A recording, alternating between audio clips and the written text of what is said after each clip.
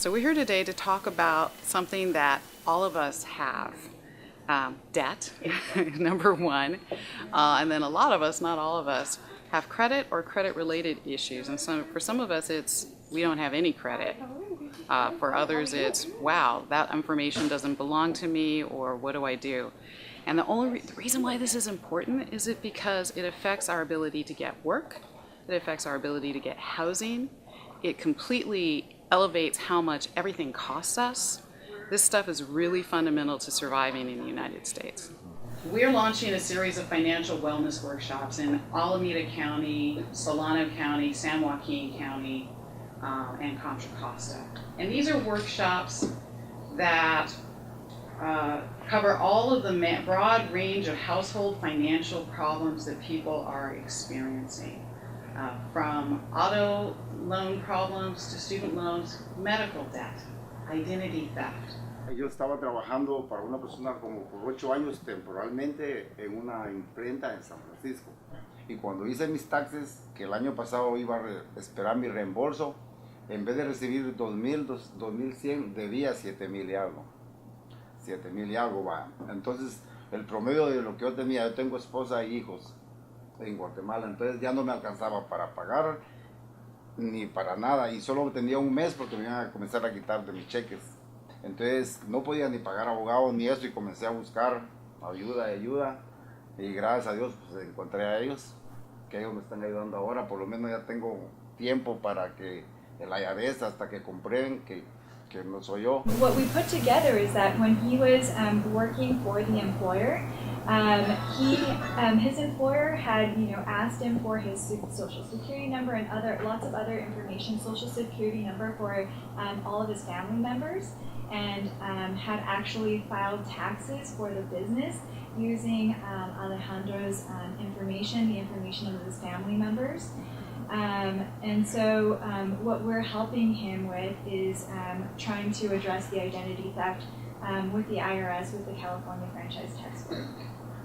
Different people get targeted for different kinds of things. So seniors, immigrants get targeted for a whole particular range of types of financial scams.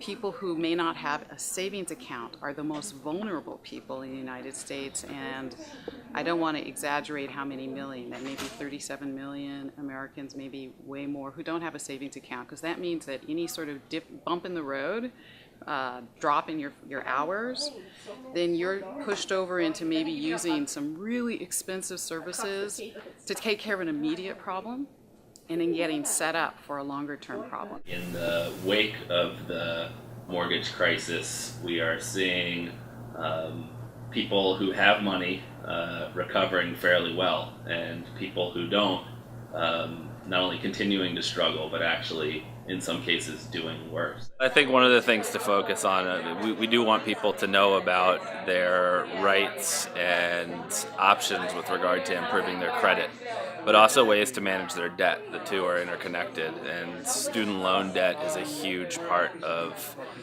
what makes up personal debt in this country. And it can have a pretty dramatic impact on their life. A lot of times when people are carrying student loan debt, we aren't talking about a couple of thousand, we're talking about tens of thousands. And figuring out ways to manage that debt can have a dramatic impact on their life. As we were starting to recover from the crisis, we realized that people, when you're falling behind on your mortgage, you're also falling behind on everything else, including your homeowners association dues. And what people weren't realizing is when you're struggling and you're trying to prioritize what bills to pay, is that when you don't pay for your homeowners association assessments, they can also foreclose, just like your mortgage lender.